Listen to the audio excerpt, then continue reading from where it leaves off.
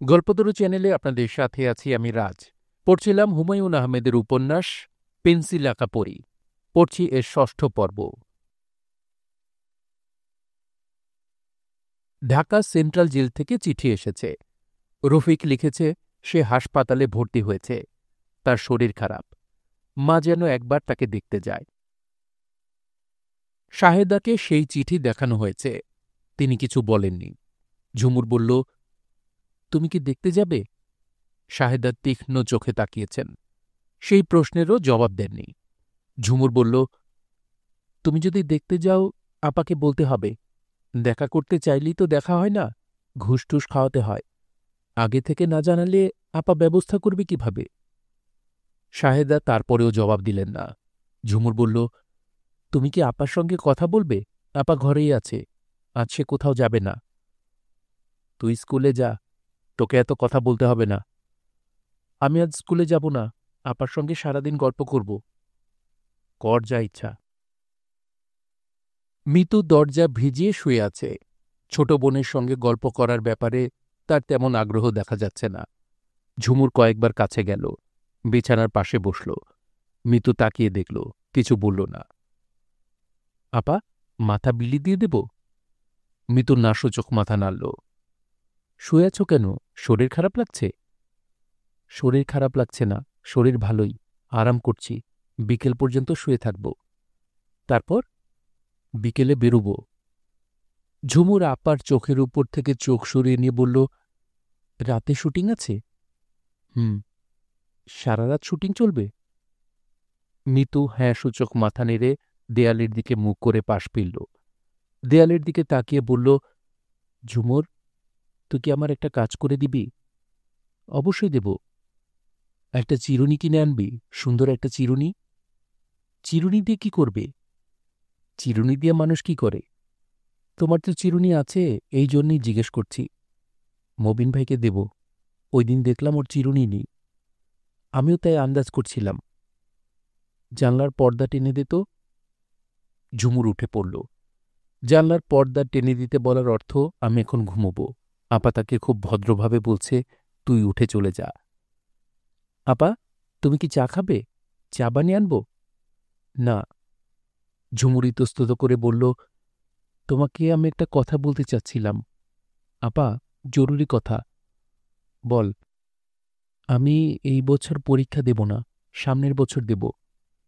মিতু কিছু বলছে না, চোখ বন্ধ করে শুয়ে আছে। মনে হচ্ছে সে ঘুমিয়ে পড়েছে। আপা, আমি একদম পড়াশোনা করতে পারছি না। বই নিয়ে বসি, অন্য কথা ভাবি। সামনের বছর আমি খুব মন দিয়ে পড়ব, পরীক্ষায় দেখবে খুব ভালো করব। ঠিক আছে আপা? মিতু চোখ না মেলেই বলল, আমার হ্যান্ডব্যাগ থেকে টাকা নিয়ে একটা চিরুনি কিনে আন। এখনই যাব? একসময় গেলেই হবে। পরীক্ষার ব্যাপারে তো তুমি কিছু বললে না। মিতু চাপা গলায় বলল, পরীক্ষা দেয়া না দেয়া তোর ব্যাপার, আমার আর বলার কি আছে? রাগ করছো না তো? না, তুই এখন ঘর থেকে যা। ঝুমুর চিরুনি কিনতে বের হয়ে গেল। তখন ঘরে ঢুকলেন শাহেদা। তার হাতে চায়ের কাপ, পিরিচে 2টা বিস্কিট। মিতু বিছানায় উঠে বসতে বসতে বলল, চা খাবো না মা, তুমি খেয়ে ফেলো। বিস্কিটও খাবো না। সকালে নাশতাও খাসনি? খিদে জমাচ্ছি, দুপুরে 1 গামলা ভাত খেয়ে সন্ধ্যা পর্যন্ত ঘুমুব। শাহেদা মেয়ের পাশে বসে চা খাচ্ছেন। মিতু বলল, বিস্কিট খাও মা, তোমার খাওয়া দেখি। খাওয়া দেখার কি আছে? অনেক কিছুই আছে। পৃথিবীর সবচেয়ে গুরুত্বপূর্ণ ব্যাপার হলো খাওয়া। সেই খাওয়া দেখাটা তুচ্ছ করার মতো কিছু না। বাড়িওয়ালা বাড়ি ছেড়ে দিতে বলেছে, শুনেছিস? ঝুমুরের কাছে শুনলাম। বাড়ি দেখেছিস? না। 1 তারিখের মধ্যে বাড়ি ছেড়ে দিতে হবে তো। বললেই তো বাড়ি ছেড়ে দেওয়া যায় না। আমি বলেছি ছেড়ে দেব।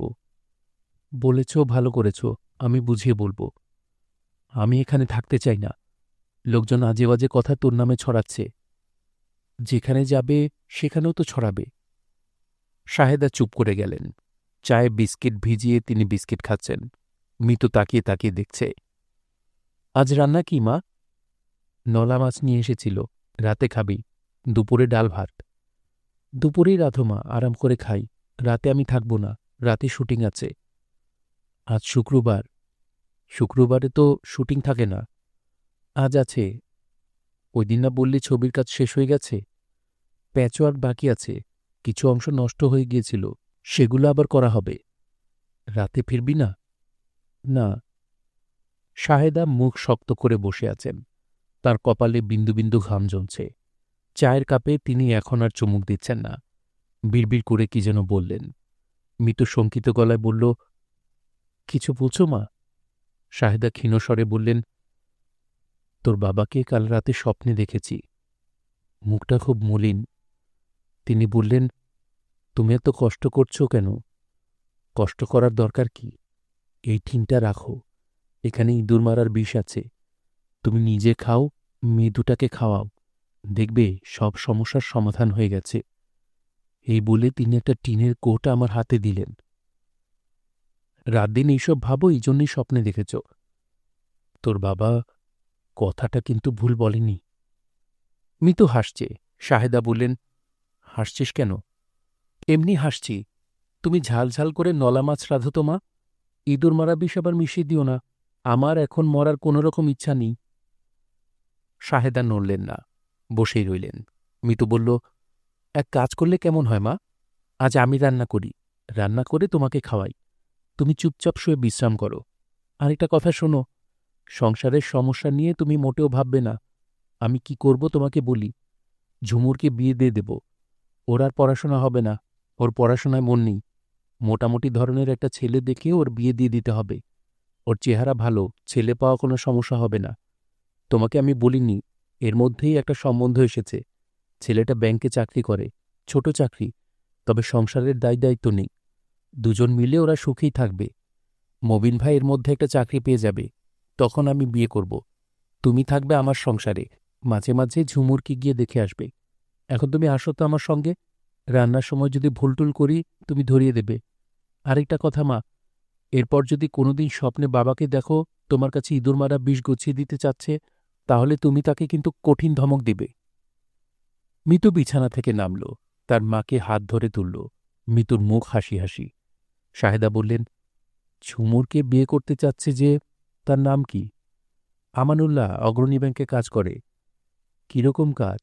দারোয়ান টারোয়ান না তো? না, দারোয়ান না, ক্লার্ক। তোকে সরাসরি বলেছে? আমাকে বলেনি, মুবিন ভাইকে বলেছে। ওকে কেন বলবে? ওকে? তার কিছু বলার থাকলে সরাসরি তোকে কিংবা আমাকে বলবে। ছেলেটার দেশ কোথায়? আমি মা কিছুই জানি না। আমি খোঁজ নিয়ে বলবো। কবে খোঁজ নিবি? আজই খোঁজ নেব। এফডিসিতে যাবার আগে মবিন ভাইয়ের সঙ্গে দেখা করে তারপর যাব। মবিন শুয়েছিল। মিতুকে দেখে ধর্মর করে উঠে বসল। অবাক হয়ে বলল, আরে তুমি? মিতু বলল, অবেলায় শুয়ে আছ কেন? বেকার মানুষের আবার বেলা অবেলা কালবেলা। তুমি এই সময় যে? এটা কি নিষিদ্ধ সময়? না, নিষিদ্ধ হবে কেন?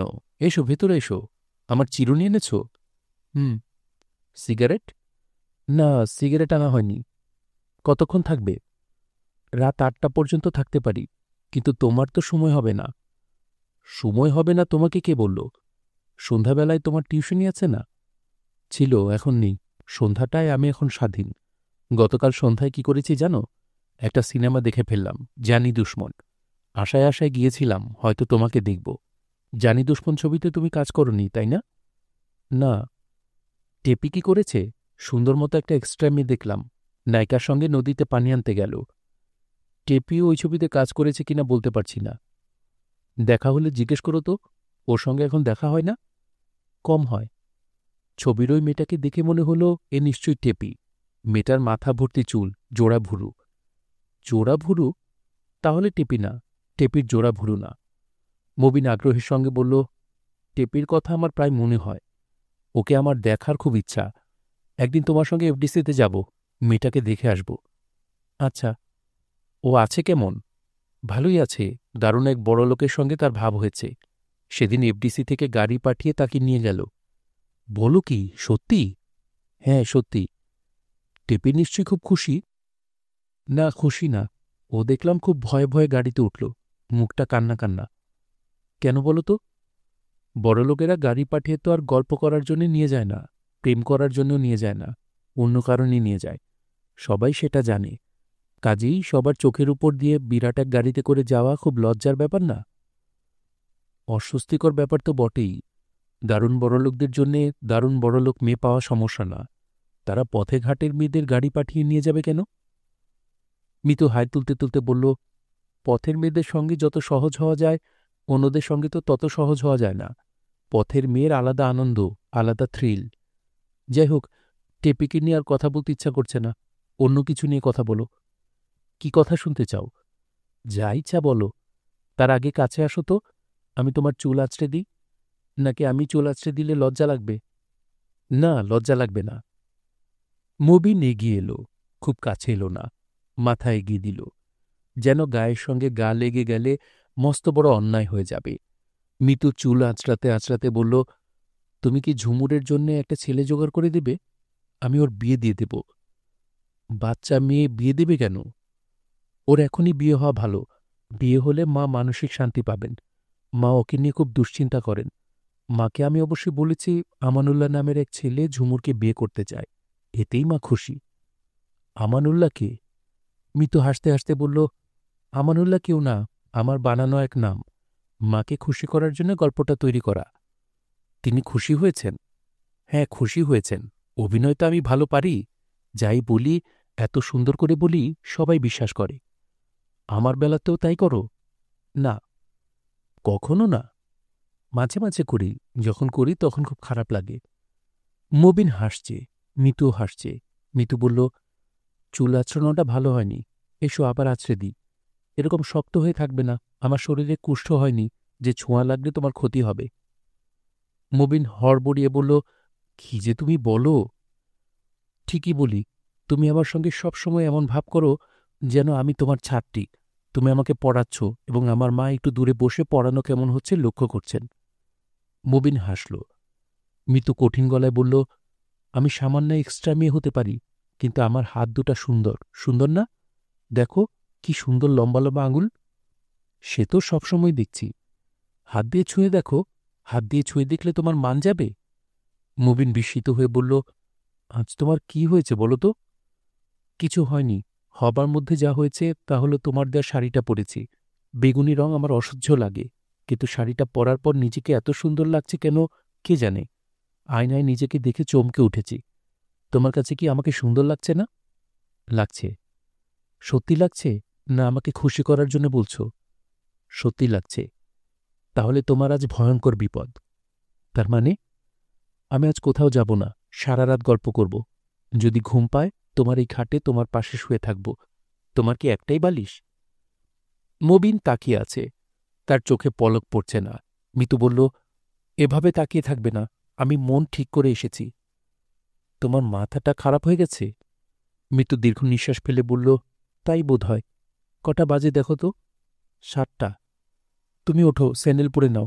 আমাকে বাসে তুলে দেবে। রাতে আমার শুটিং আছে। এতক্ষণ ঠাট্টা করছিলাম। আমি কি সুন্দর অভিনয় পারি দেখলে তো? আমার কথা বিশ্বাস করে ভয়ে ঘেমে টেমে একেবারে অস্থির।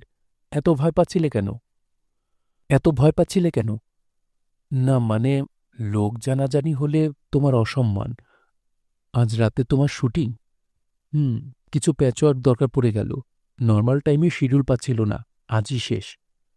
শেষ হলেই ভালো। সারা রাত জেগে কাজ করা কি বিশ্রী ব্যাপার। সবাই সুশ্রী ব্যাপার করবে তা তো হয় না। কাউকে কাউকে বিশ্রী ব্যাপারও করতে হয়।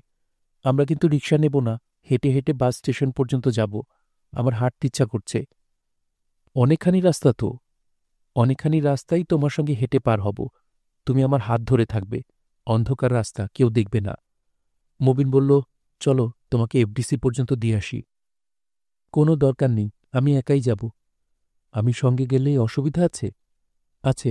এক্সট্রাদের সঙ্গে যেসব পুরুষ মানুষ থাকে তাদের দালাল দালাল মনে হয়। আমি তোমাকে সঙ্গে নিয়ে গেলে সবাই আট চোখে তোমাকে দেখবে। আমার অসহ্য লাগবে। আমাদের বিয়ের পর তোমাকে নিয়ে যাব। পরিচিত সবাইকে ক্যান্টিনে চাটা খাইয়ে দেব। তুমি কি বলো? সেটা মন্দ না। তারা বাস স্টেশনে চলে এসেছে। ঢাকা যাবার বাস আসছে দেখা যাচ্ছে।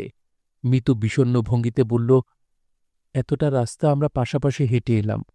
তুমি কিন্তু একবার আমার হাত ধরনি। ও সরি, দেখি তোমার হাত। থাক, দেখতে হবে না, বাস চলে এসেছে। দিলদার খাঁ দরজা খুলেই বিরক্ত ভঙ্গিতে বলল, এতক্ষণে? কটা বাজে জানো? রেশমা লজ্জিত ভঙ্গিতে বলল, বাস পথে জ্যামের মধ্যে পড়েছে। অ্যাক্সিডেন্টের জন্য এয়ারপোর্ট পুরা 2 ঘণ্টা বন্ধ। কি করব বলুন? রাত বাজে 11টা। পার্টি এতক্ষণ তোমার জন্য বসে থাকবে? আমার নিজেরও একটা বদনাম হয়ে গেল, কথা রাখতে পারলাম না। সরি দিলদার ভাই। এখন সরি বলে লাভ কি? রাত 9টা পর্যন্ত পার্টিকে ধরে রেখেছি, তারপর বাধ্য হয়ে অন্য ব্যবস্থা করেছি। হুট করে তো কাউকে পাওয়া যায় না, পার্টির পছন্দ অপছন্দের ব্যাপার আছে। রেশমা বলল, আমি এখন কি করব? কি আর করবে, বাসায় চলে যাবে। এত রাতে বাসায় যাব না, ভোরবেলা যাব। রাতটা আপনার বাসায় থেকে যাই। দিলদার বিরক্ত গলায় বলল, আরে সর্বনাশ, বাসায় থাকতেই পারবে না। তোমার ভাবি এসব ব্যাপারে অসম্ভব স্ট্রিক্ট। বসার ঘরের সোফায় শুয়ে থাকব? অসম্ভব। বসার ঘরের সোফা কেন, বারান্দায় শুয়ে থাকলেও সে ঝাঁটাপেটা করবে। রেশমা বলল, ঠিক আছে, থাকব না। ঘরে ঢুকতে দিন, ভয়ঙ্কর তৃষ্ণা হয়েছে। 1 গ্লাস পানি খাবো, তারপর ভেবে ঠিক করব কি করা যায়। দিলদার খান নিতান্ত অনিচ্ছায় দরজা থেকে সরে দাঁড়াল। পুরনো অসুখটা কি আবার তাকে ধরেছে? সেই ভয়াবহ অসুখ, যে অসুখ গভীর গোপনে লুকিয়ে থাকে, হঠাৎ বের হয়। যখন বের হয় তখন সমগ্র চিন্তা চেতনা আচ্ছন্ন করে দেয়। মোবারক সাহেবের চিন্তা চেতনা গুলিয়ে যাচ্ছে। তিনি বসে আছেন তার LC3 পার্সোনাল কম্পিউটারের সামনে। পর্দায় দাবার বোর্ড। এবারের চাল তার দেয়ার কথা। পর্দায় ফ্ল্যাশিং সাইন ঝুলছে। সুন্দর চাল তার আছে। মন্ত্রীর সামনের বরে একঘর এগিয়ে দিয়ে প্রতিপক্ষের নাইটকে বেকায়দায় ফেলা। তিনি চাল দিচ্ছেন না, মূর্তির মতো বসে আছেন। তার ভেতর থেকে একজন কেউ বলছে, অর্থহীন, এই চাল দেওয়া অর্থহীন। কে বলছে? তার পুরনো অসুখটা বলছে? হ্যাঁ, সেই পশুটাই বলছে। কিন্তু পশুটাকে এখন আর পশু বলে মনে হচ্ছে না। পশুর গলার স্বর মধুর, প্রথম যৌবনের কিশোরী প্রেমিকার কণ্ঠস্বরের মতো। তার প্রথম যৌবনে কোনো কিশোরী প্রেমিকা ছিল না। থাকলে অবশ্যই সে এরকম কণ্ঠে কথা বলত। কণ্ঠস্বর বলল, তা আবার চাল দিয়ে কি হবে? তিনি যুক্তি দিতে চেষ্টা করলেন, ক্ষীণস্বরে বললেন, আনন্দ, খেলার আনন্দ, জয় পরাজয়ের আনন্দ। জয় পরাজয়ের আনন্দ সবার জন্যে নয়। এই খেলায় জয় করেও তুমি আনন্দ পাবে না, পরাজিত হয়েও তুমি আনন্দ পাবে না। একটু শুধু ক্লান্ত হবে। তুমি ক্লান্ত হবার জন্যে খেলছ? না। তাহলে শুধু শুধু খেলছ কেন? খেলছি না তো, আমি বসে আছি। এভাবে কতক্ষণ বসে থাকবে? জানি না। অনন্তকাল বসে থাকবে? অনন্তকাল বসে থাকব কেন? আমি এখন উঠব, হাত মুখ ধোব, কফি খাব, তারপর ঘুমোতে যাব। কারো কারো জন্যে সময় থেমে যায়। তোমার জন্যে সময় থেমে গেছে। তুমি যাই করো, তোমার কাছে মনে হবে তুমি অনন্তকাল ধরে করছ। সত্যি না? হ্যাঁ, সত্যি। তুমি যখন তোমার স্ত্রীর সঙ্গে কথা বলো, তোমার কাছে মনে হবে তুমি অনন্তকাল ধরে কথা বলছ। তুমি যখন হাতে কফির পেয়ালা নেবে, তখন মনে হবে অনন্তকাল ধরেই কফির পেয়ালা হাতে তুমি বসে আছো। আমি কি অভিশপ্ত? সব মানুষই অভিশপ্ত। ওরা জানে না বলে ওরা হেসে খেলে জীবন ধারণ করছে। তুমি জেনে গেছ, তোমার মতো আরো অনেকেই জেনেছে। জাপানের নোবেল পুরস্কার পাওয়া সেই ঔপন্যাসিকের নাম যেন কি? কাওয়াবাতা। হ্যাঁ, কাওয়াবাতা। তিনি যখন সব পেয়ে গেছেন, তখন তিনি আত্মহত্যা করেন। এরকম উদাহরণ আরও আছে, আছে না? আছে। কবি মায়াকোভস্কি, আর্নেস্ট হেমিংওয়ে। পুশকিনকেই বা বাদ দেবে কিভাবে? পুশকিন ডুয়েলে মারা গেছেন। একই কথা। ব্যাপার একই। জীবন তাদের কাছে অসহ্য বোধ হয়েছিল। তারা বুঝে গিয়েছিলেন বেঁচে থাকার কোনো কারণ নেই। তুমিও বুঝে গেছ। আমার বিশাল কর্মকাণ্ড, ব্যবসা, তাদের কর্মকাণ্ড কি তোমার চেয়ে কম ছিল? মৃত্যু আমাকে কি দেবে? কিছুই দেবে না। এটা কি অনেক বড় উপহার না? সেরকমই মনে হচ্ছে। একটা বইয়ের শেষ পাতায় কি লেখা থাকে? দি এন্ড, সমাপ্তি। মৃত্যু তোমাকে শেষ পাতায় এনে দেবে। এটা কি আনন্দময় একটা ব্যাপার না? হ্যাঁ। আমাকে তুমি এখন কি করতে বলো? তুমি তোমার কম্পিউটারে লিখো দি এন্ড, সুন্দর করে লিখো। কম্পিউটারের পর্দায় তিনি লিখলেন দি এন্ড। এত ছোট করে লিখেছ কেন? বড় টাইপে লিখো, সব ক্যাপিটাল লেটারে। তিনি লিখলেন দি এন্ড। আর তখন বিশ্রী শব্দে ইন্টারকম বাজতে লাগল। তিনি ইন্টারকমের রিসিভার কানে নিলেন। ইদ্রিস বলল, স্যার, সালাম আলাইকুম। তিনি যন্ত্রের মতো বললেন, কি ব্যাপার ইদ্রিস? একটা মেয়ে এসেছে স্যার, আপনার সঙ্গে দেখা করতে যাচ্ছে। কে এসেছে? এই বাড়িতে এসে আগে একবার এসেছিল। টিপি? নাম বলল রেশমা। ও আচ্ছা, ওকে কি বলবো স্যার? মোবারক সাহেব চুপ করে রইলেন।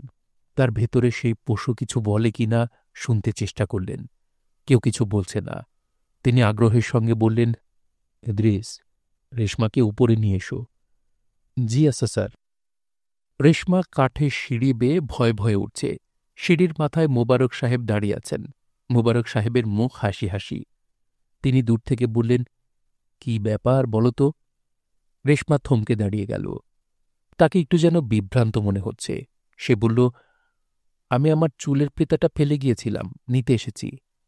মোবারক সাহেবের মনে হল বুদ্ধিমতী একটা মেয়ে, সুন্দর জবাব দিয়েছে।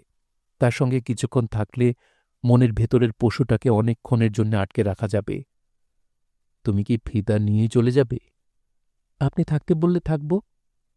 দাঁড়িয়ে আছো কেন? এসো এসো। মোবারক সাহেব হাত বাড়িয়ে দিয়েছেন। রেশমা ইতস্তত করছে। মোবারক সাহেব বললেন, ধরো, আমার হাত ধরো। রেশমা হাত ধরল। মোবারক সাহেব বললেন, তুমি হঠাৎ করে আসায় আমি যে কি ভয়ঙ্কর খুশি হয়েছি, তুমি কোনোদিনও তা জানবে না। তুমি আমার কাছে কিছু চাও, যা চাইবে তাই পাবে। এটাকে মাহেন্দ্রক্ষণ হিসেবে ধরে নাও। বলো কি চাও? রেশমা বলল, আমি কি অন্য কারো জন্য কিছু চাইতে পারি? হ্যাঁ, পারো। আমার একজন অতি প্রিয় মানুষ আছে, চা বাগানের একটা চাকরির তার খুব শখ, ভালো একটা চাকরি। মোবারক সাহেব বললেন, আমার সঙ্গে আসো। আমি কম্পিউটারে তার নাম ঠিকানা তুলে নিচ্ছি। 24 ঘণ্টার মধ্যে ব্যবস্থা করব। মোবারক সাহেব তার কম্পিউটার থেকে দি এন্ড লেখা মুছে ফেললেন। জরুরি লেখা ফোল্ডার ওপেন করে বললেন, বলো রেশমা, নাম বলো। রেশমা নাম বলল। তুমি কি খেয়ে এসেছ? জি না। আশ্চর্য, আমিও খাইনি। ইদ্রিসকে বলি খাওয়ার ব্যবস্থা করতে। তুমি কি খেতে পছন্দ করো? আমি সবকিছুই পছন্দ করি। আপনি কি পছন্দ করেন? জানি না, আসলেই জানি না। মজার ব্যাপার কি জানো মিতু? অনেকদিন পর কেউ আমাকে জিজ্ঞেস করল আমি কি পছন্দ করি। ওই ভদ্রলোকের ঠিকানা কি বলো, মেইলিং অ্যাড্রেস? ঝুমুরদের রান্নাঘর বারান্দায়। কারো গেটের টিন দিয়ে বারান্দার একটা অংশ আলাদা করে রান্নাঘর। চালে কয়েকটা জায়গায় ফুটো আছে। বৃষ্টির সময় ফুটো দিয়ে পানি পড়ে। রাতে শাহেদার খুব যন্ত্রণা হয়। শাহেদা এই মুহূর্তে যন্ত্রণার ভেতর দিয়ে যাচ্ছেন। বড়া ভাজার জন্য তেল চড়িয়েছেন। বৃষ্টির পানি ফুটন্ত তেলে এসে পড়ছে। ফুটন্ত তেলের ছিটা তার মুখে এসে পড়েছে। মুখে খানিকটা তো অবশ্যই পুড়েছে। শাহেদাকে দেখে তা বোঝার উপায় নেই। তিনি আহু উহু জাতীয় কোনো শব্দ করেননি। তার ব্যস্ততা চুলাটা নিরাপদ কোনো জায়গায় সরিয়ে নেয়ার দিকে। এই সময় ঝুমুর এসে বলল, বাড়িওয়ালা এসেছে মা।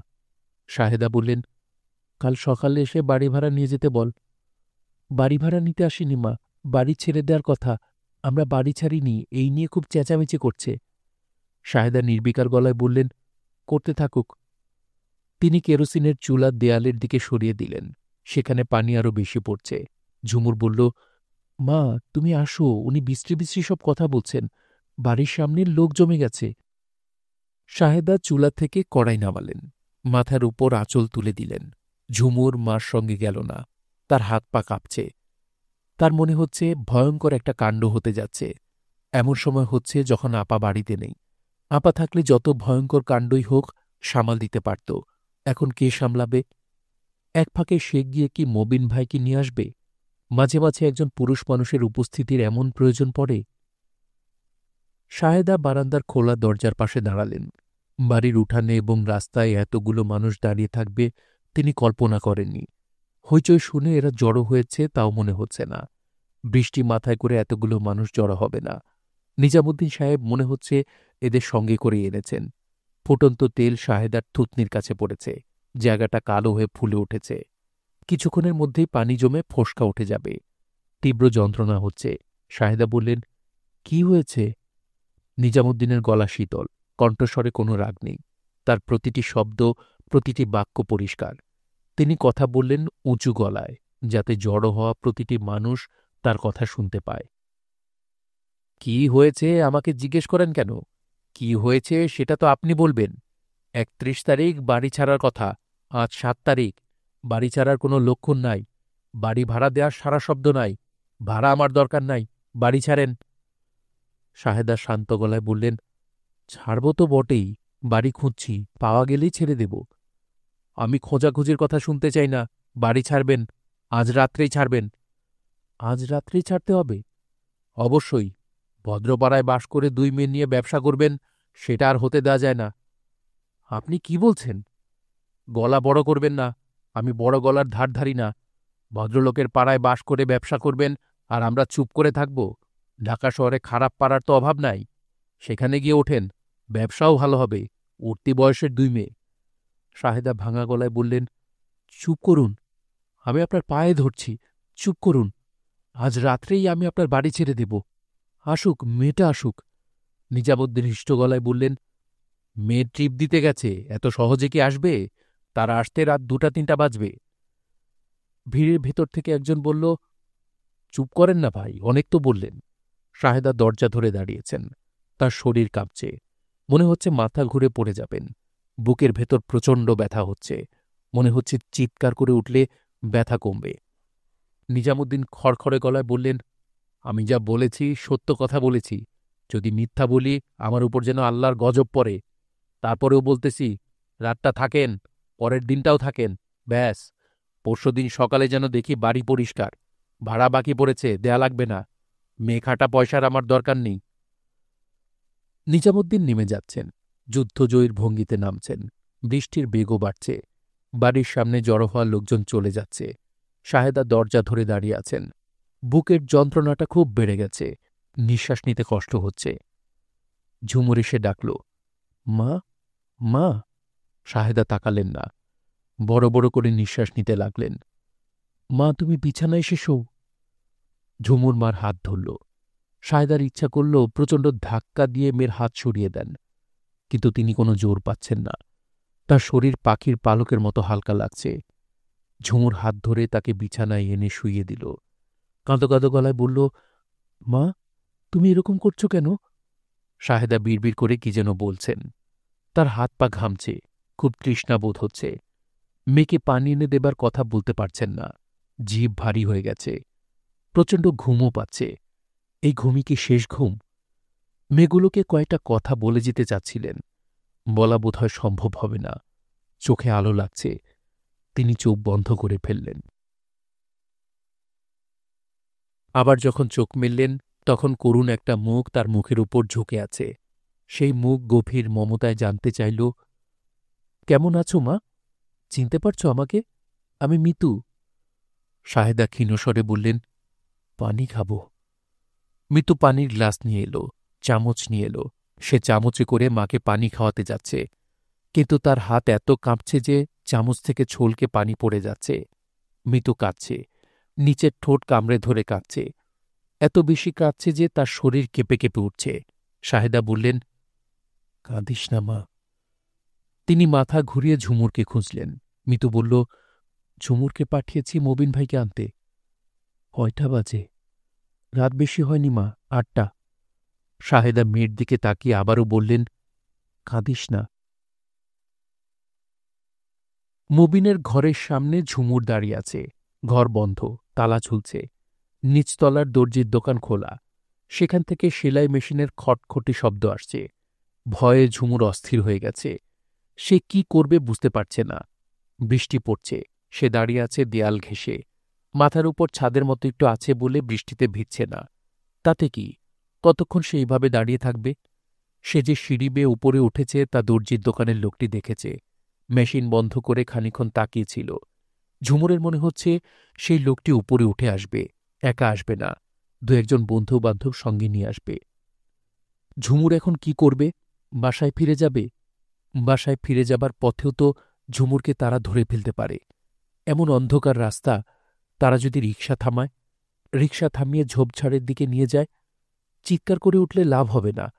এখনকার সময় এমন যে চিৎকার শুনলে কেউ আসে না, বরং দূরে সরে যায়। বৃষ্টি জোরে নেমেছে। ঝুমুরের পা ভিজে যাচ্ছে। নিচের সেলাই মেশিনের খটখটে শব্দও এখন আর শোনা যাচ্ছে না। লোকটা নিশ্চয়ই সেলাই মেশিন বন্ধ করে উপরে উঠে আসছে। ঝুমুরের গা ঝিমঝিম করছে। মনে হচ্ছে সে মাথা ঘুরে পড়ে যাবে। তার যে এত ভয়ঙ্কর বিপদ তা কেউ জানতে পারছে না। দর্জির দোকানের লোকটা তাকে কোনো একটা খুপড়ি ঘরে ঢুকিয়ে দরজা বন্ধ করে দেবে। তারপর সারা রাত ধরে কুৎসিত কাণ্ড কারখানা করবে। ভোররাতে গলা টিপে মেরে ফেলে রাখবে ধান খেতে। এই ক্ষেত্রে একই রকম হয়। বৃষ্টির সঙ্গে বাতাস দিচ্ছে। ঝুমুর এখন পুরোপুরি ভিজে যাচ্ছে। সিঁড়িতে পায়ের শব্দ হচ্ছে। আসছে, দর্জির দোকানের লোকটা আসছে। ভয়ঙ্কর কাণ্ডটা ঘটতে যাচ্ছে। সে এখন কি করবে? ছাদ থেকে লাফিয়ে নিচে পড়ে যাবে? সাহস কি তার আছে? এমনও তো হতে পারে যে দর্জির দোকানের লোকটা না, মবিন ভাই আসছেন। যদি মবিন ভাই হয়, সে প্রথমে আনন্দে একটা চিৎকার দেবে এবং ছুটে গিয়ে মবিন ভাইকে জড়িয়ে ধরবে। এতে মবিন ভাই কিছু মনে করলেও তার কিছুই যায় আসে না। না, মবিন ভাই না, দর্জির দোকানের লোকটা। লম্বা, কালো, রোগা একটা লোক। কি বিশ্রীভাবে সে তাকিয়ে আছে। ঝুমুর প্রায় দেয়ালের সঙ্গে মিশে গেল। লোকটা বলল, মবিন সাহেবের খোঁজে আসছেন? ঝুমুর কোনো উত্তর দিল না। তার শরীর শক্ত হয়ে গেছে। বৃষ্টিতে ভিজতেছেন, নিচে বসেন, আসেন। বদমাইশ লোকটা তাকে ভুলিয়ে ভালিয়ে নিয়ে যাচ্ছে জেনেও ঝুমুর যাচ্ছে। কারণ না গিয়ে সে কি করবে? কি হবে চিৎকার করে? সাবধানে নামবেন, সিঁড়ি পিছল। ঝুমুর নিশ্চিত হল সিঁড়ি পিছল এই অজুহাতে লোকটা তার হাত ধরবে। আচ্ছা, ঝুমুর কি পারে না প্রচণ্ড ধাক্কা দিয়ে লোকটাকে সিঁড়িতে ফেলে দিয়ে ছুটে পালিয়ে যেতে? তার জন্যে খুব বেশি সাহস কি লাগে? আচ্ছা, আল্লাহ কিছু কিছু মানুষকে এত কম সাহস দিয়ে পাঠান কেন? তাকে যদি একটু বেশি সাহস দিয়ে পাঠাতেন, সামান্য বেশি, তাহলে তার এমন কি ক্ষতি হতো? ঝুমুর দোকানে ঢুকেছে। দোকানের লোকটা একা না, 8-10 বছরের একটা ছেলেও আছে। সে শার্টের বোতাম লাগাচ্ছে। লোকটা একটা চেয়ার এগিয়ে দিয়ে বলল, বসেন। ঝুমুর বসল। না বসে সে কি আর করবে? লোকটা এখন কি করবে ঝুমুর জানে। কোন একটা অজুহাতে ছেলেটাকে বাইরে পাঠিয়ে দেবে, তারপর দরজা বন্ধ করে দেবে।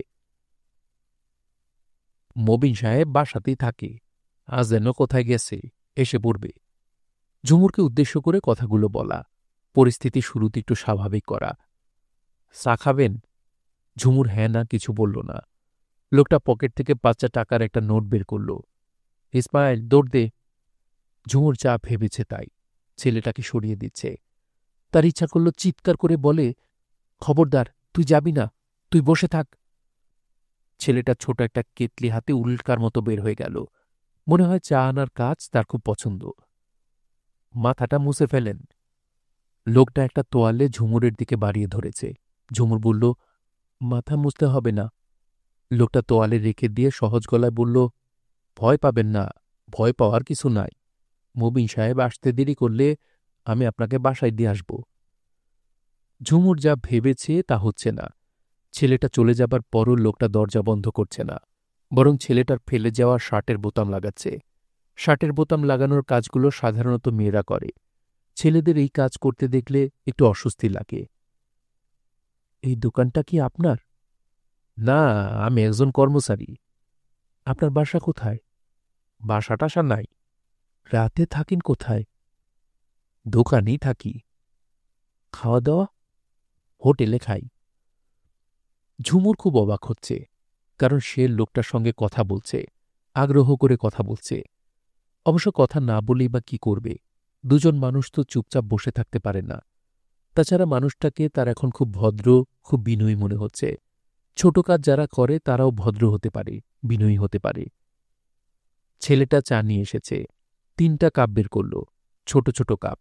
কাপের সাইজ যে এত ছোট হতে পারে ঝুমুরের ধারণা ছিল না। তারা তিনজনই চুকচুক করে চা খাচ্ছে। সবচেয়ে বেশি মজা করে খাচ্ছে ছোট ছেলেটা। প্রতিবারই চুমুক দিয়ে আহ করে উঠছে। বাইরে বৃষ্টির তোড় আরও বেড়েছে। ছোট ছেলেটা দাঁত বের করে বলল, শহীদ ভাই, তুফান আইতাছে। যেন তুফান আসা খুব আনন্দের ব্যাপার। ঝুমুর বলল, আমার মার খুব শরীর খারাপ, এই জন্যে মবিন ভাইকে নিতে এসেছি।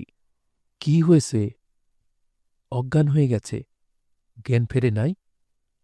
আমি যখন আসি তখনও ফেরে নাই। বলেন কি? ঝুমুরেরও মনে হল, আরে তাই তো, এতক্ষণে একবারও তার মার কথা মনে হয়নি। সে বেশ আরাম করে চা খাচ্ছে। মা কেমন আছে কে জানে, মারা যায়নি তো? ঝুমুর উঠে দাঁড়াল, ক্ষীণস্বরে বলল, আমি চলে যাব। শহীদ নামের লোকটা বলল, চলেন, আমি সঙ্গে যাই। ঝুমুর কোনো আপত্তি করল না। লোকটাকে তার ভালো লাগছে, বেশ ভালো লাগছে। শহীদ ঝুমুরকে বাড়ি পৌঁছে দিয়ে ডাক্তার আনতে গেল এবং মুহূর্তের মধ্যে ডাক্তার নিয়ে এলো। ডাক্তার ব্লাড প্রেশার মাপলেন, প্রেশার কমাবার ওষুধ দিলেন। শহীদ ওষুধ আনতে গেল। ছাতা নেই, ভিজতে ভিজতে গেল। মিতু বলল, লোকটা কে রে? ঝুমুর বলল, আমার চেনা একজন। চেনা মানে কি? কিভাবে চিনিস? পরিচয় হয়েছে কোথায়? ঝুমুর জবাব দিল না। মিতু চিন্তিত গলায় বলল, কতদিনের পরিচয়? ঝুমুর বলল, অনেক দিনের। অনেক দিনের মানে কি? আমি তো কিছুই বুঝতে পারছি না। ও কি প্রায় আসে নাকি? কথা বলছিস না কেন, কিরে? শার্টের বোতাম লাগায়। তুই কি আমার সঙ্গে ফাজলামি করছিস? ফাজলামি করছি না, যা সত্যি তাই বলছি। বান্দরের মতো দেখতে একটা লোক, তার সঙ্গে তোর এত খাতির কিভাবে হলো? তুমি তো রাগ করছো কেন আপা? না, আমাকে বল, এত খাতির কিভাবে হলো?